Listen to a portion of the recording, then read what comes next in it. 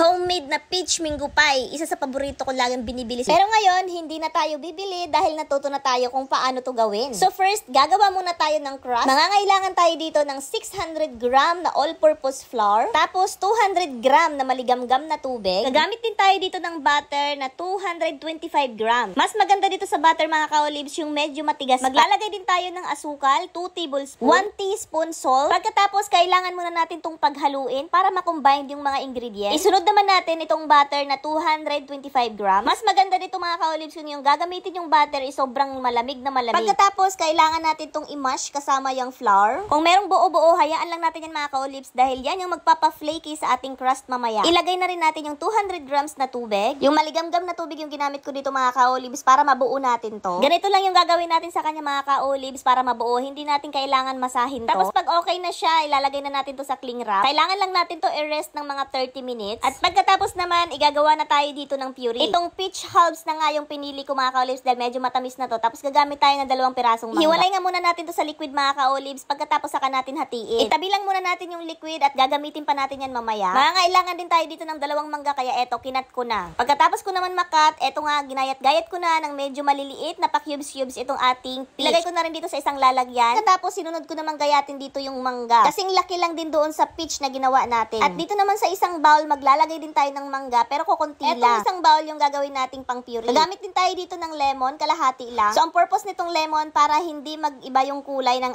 ating prutas. And dagdag na rin siya pampalasa. Bali pareho natin nilagyan yan ng lemon. At dito naman sa pang puree natin, nilagay ko na yung sabaw kanina ng peach halves na nasa lata. Gumamit ako dito ng food processor kasi wala kasi ako nung blender. Pwede din naman makapino ito. Pero mas the best daw kung blender. So nagiling naman natin ng pinong-pino, kaya naman ilalagay na natin dito sa ating saucepan. Lalagay na rin ako dito ng 3/4 cup na asukal, 1/2 cup na cornstarch. Tunawin ng maayos pagkatapos saka na natin paapuyan. At pag meron ng apoy, imekos-mekos natin ng maayos at eto na yung kanyang itsura pagkalipas ng ilang minuto. Dapat ganito talaga siya, hindi siya masyadong matubig para hindi mabasa mamaya yung ating crust. Pag ganito na yung kanyang itsura mga ka-olives, pwede na nating hanguin sa apoy. Ilalagay ko lang to dito sa isang bowl. Papalamigin lang natin to saglit mga ka-olives at syempre lalagyan natin ng cling wrap. Kailangan natin idikit ng maayos yung ating cling wrap para hindi siya makagawa ng moist. So wait lang natin to ng ilang minuto mga ka-olives at pagkalipas ng ilang minuto, ito na yung kanyang itsura. Sobrang creamy kaya ilalagay na natin yung mga ginayat nating peach halves saka mango kanina. Paghaluin lang natin yan ng maayos at pwede na natin yan ipang palaman. So dapat creamy ang style niya mga ka-olives, hindi siya yung matubig. Gamit din tayo ng isang pirasong itlog, imekos-mekos lang natin yan. Pagkatapos i-ready na natin yung nirest natin kaninang dough. Kuha lang ako ng kaunti mga ka-olives at kailangan na natin gamitan to ng rolling pin. Naglagay din ako ng harina para hindi dumikit sa ating table. Pagkatapos ako naman to dadaanan ng rolling pin.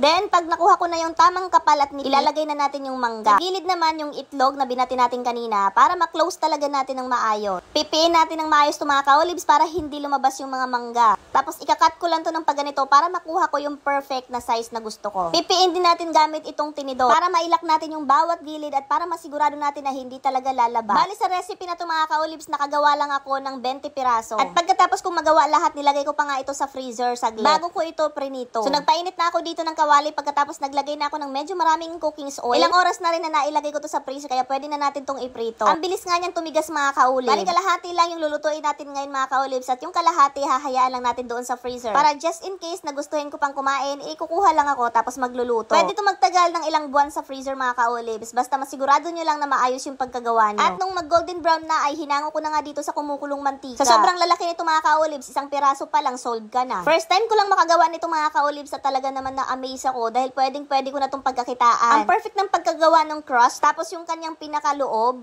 napaka-creamy at lasang-lasa mo pa yung mangga. Kung i-rate ko nga ito mga ka-olives, 20/10. Syempre, sariling gawa ko na to no? Pero seryoso mga ka-olives, sobrang sarap ng pagkaluto ko neto ngayon. At proud na proud ako sa sarili ko dahil akala ko talaga sobrang hirap gawin ito. Kaya ngayon, hindi ko na kailangang lumabas, gagawa na lang talaga ako dito sa bahay. Kahit araw-arawin ko pa ang kain nito mga ka-olives, hindi ako mag-worry. Dahil sigurado akong walang preservative na nailagay dito. So sobrang sarap, nakatatlong kain na ako dyan mga ka-olives. Ayaw ko talaga siyang tantanan kasi sobra akong na-amaze. Huwag nyo nang pansinin yung nasa likod ko kasi ando na naman si housemate nagpa-PUBG.